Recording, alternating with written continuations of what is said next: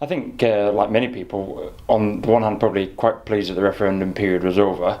I think, like people across the country, perhaps some surprise at the result. But now, in agricultural terms, as we look to develop a domestic agricultural policy, it's time to roll our sleeves up and have a blank sheet of paper to craft a policy that works very well for farmers.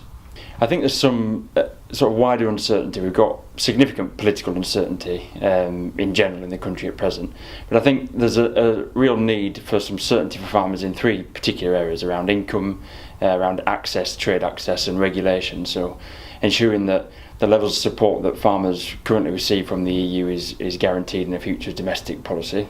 Essentially, UK farmers will be competing with European farmers on the same marketplace. So that's important. Access to trade as well. Whatever individual views about the EU, we do export 73% of our agri-food products to the EU, and certainly in this region, in the North East, 38% of our lamb.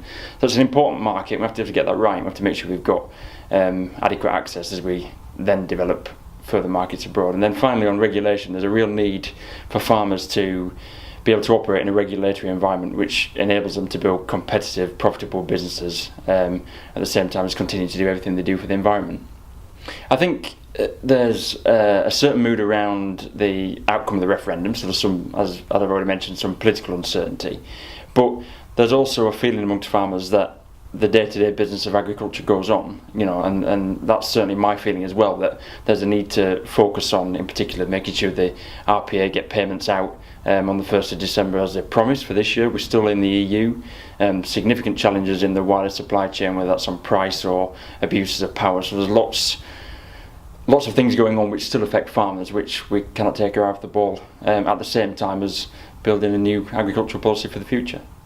Yeah, it's broad principles at the minute around some of the things I've already outlined on regulation, science and evidence-based policy, access to different markets, income, and the other things connected to domestic agricultural policy. But what we're now doing is the beginning of a process of consulting with our members, the biggest farming consultation in a generation, really, to get this policy right. And I really think individual farmers have the opportunity to engage and have an input on making sure that policy is right for their business in the future. I mean, everything's on the table to be decided. It's early days, so the broad principles that were agreed at NFU Council, which you've already mentioned, around the access to the single market, and making sure that level of support, whether that's for indirect payments or for the environment, is guaranteed in comparison to European competitors. So the broad principles at this stage, because we really want to hear from farmers on their individual views. So there's an opportunity now in the weeks and months ahead. I think there's an awful lot of unknowns. That's the thing. So I couldn't say exactly. I think there is opportunity. We really have to work hard with government and make them understand the value that farming brings, because it isn't just about food production, as essential and as important as that is. It's all the other ancillary benefits of a farmed landscape and what that has to offer for the country. Well, we voted to leave the EU, and an awful lot of farmers, including myself, have had a lot of problems with the Common Agricultural Policy. So I think probably the first thing we need to do is not try and just reinvent the Common Agricultural Policy in a British version of that. We have to go back to the beginning and look to really put proper value on what farming brings to the countryside. I think it was possibly tied up with the regulation and the problems that we've had with CAP reform and other things that are probably viewed as interfering with how we farm. Now, my personal view is that nationally we wouldn't have done any different anyway. We would still look to maintain very high standards.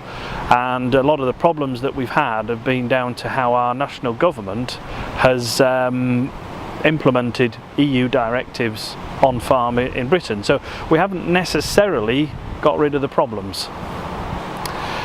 I think any replacement for basic payment scheme needs to be very clear to the general public and to politicians what that's for, what that payment's for.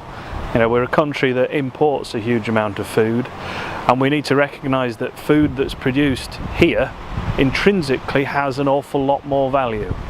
So that would be, you know, something that we have to start to recognise in any sort of you know, rural development or whatever however it's termed in the new scheme. And we mustn't be competitively disadvantaged either, which would just see, you know, food production just come down to basic cost, which is not going to be good for the, you know, long-term sustainability of UK agriculture. Yeah, well, I think that's one thing where we could really start to see some benefit. You know, we know that we produce to an extremely high standard in the UK. We're the only country to have something like Red Tractor Farm Assurance. And we really don't make enough of that with our own sort of population and food procurement. It all comes down to cost at the end of the day, and there's got to be some benefit that we can gain from that. I don't think this is going to be about reducing standards in UK food production. This is going to be about getting proper recognition for those high standards. I'm really looking forward to the situation in which we're in. I think there's a chance for real deep changes within the agricultural industry, and I think long term it will be to our advantage. Yes, it is going to potentially be very painful. We don't know.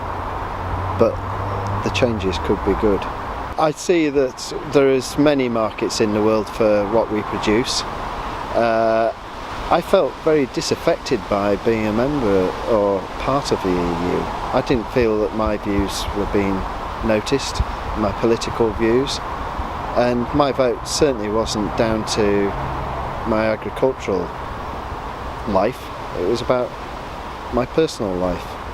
You know, it was about the UK. I think as farmers in the UK we're in a good position to be able to work on the world market. For any farmer to possibly turn his back on the EU in the fact that our things like single farm payments have always come out of the EU is quite a strong thought process. You know, that's potentially hitting somebody's pocket very hard. I would like to see that we'll still be able to market our produce into Europe. I don't know how that will happen. I would certainly be against, on the enactment of Article 50, that we end up paying in similar sort of volumes of cash to Norway to be able to keep trading with the rest of the EU. I think personally that they want things from the UK like we will want things from the rest of the EU. And I would hope it was an equitable type of transaction. All our trade negotiations were done via the EU. So when we do eventually get trade negotiators, it does open up the rest of the world.